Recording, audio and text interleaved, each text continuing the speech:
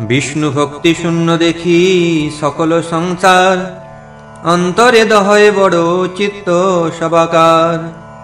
কৃষ্ণ কথা শুনিবে হেন নাহি জন, আপন আপনি সবে করেন কীর্তন। দুই চারি দণ্ড থাকি অদ্বৈত সভায়, কৃষ্ণ কথা প্রসঙ্গে সকল দুঃখ যায়। দগ্ধ দেখে সকল সংসার ভক্তগণ, আলাপের স্থান নাহি করেন ক্রন্দন। সকল বৈষ্ণব মেলি আপনে অদ্বৈতে, প্রাণী মাত্র কারে কেহ নারে বুঝাইতে। দুঃখ ভাবি অদ্বৈত করেন উপবাস, সকল বৈষ্ণবগণে ছাড়ে দীর্ঘশ্বাস। কেন বা কৃষ্ণের নৃত্য, কেন বা কীর্তন, কারে বা বৈষ্ণব বলি কিবা সংকীর্তন। কিছু নাহি জানে লোক ধনপুত্র আসে, সকল পাষণ্ডী মেলি বৈষ্ণবের হাসে।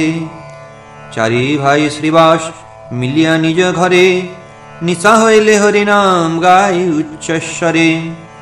শুনিয়া পাষণ্ডী বলে হইল প্রমাদ, এই ব্রাহ্মণ করিবে গ্রামের উৎসাদ।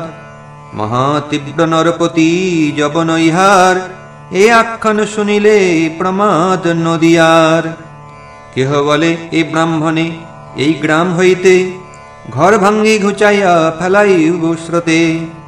এই বামুনে ঘুচাইলে গ্রামের মঙ্গল, অন্যথা যবনে গ্রাম করিবে কবল।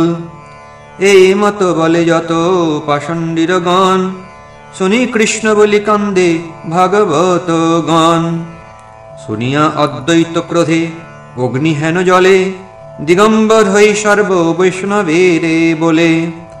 শুনো শ্রীনিবাস গঙ্গাদাস শুক্লাম্বর, করাইব কৃষ্ণে সর্বনয়ন গোচর। সবা উদ্ধারিবে কৃষ্ণ আপনে আসিয়া, বুঝাইবে কৃষ্ণ ভক্তি তোমা সবা লইয়া। যবে নাহি পারো তবে এই দেহ হইতে, প্রকাশিয়া চারি ভুজ চক্র লইমু হাতে। পাষণ্ডীরে কাটিয়া করিব স্কন্ধনাশ, তবে কৃষ্ণ প্রভু মোর মুই তার দাস।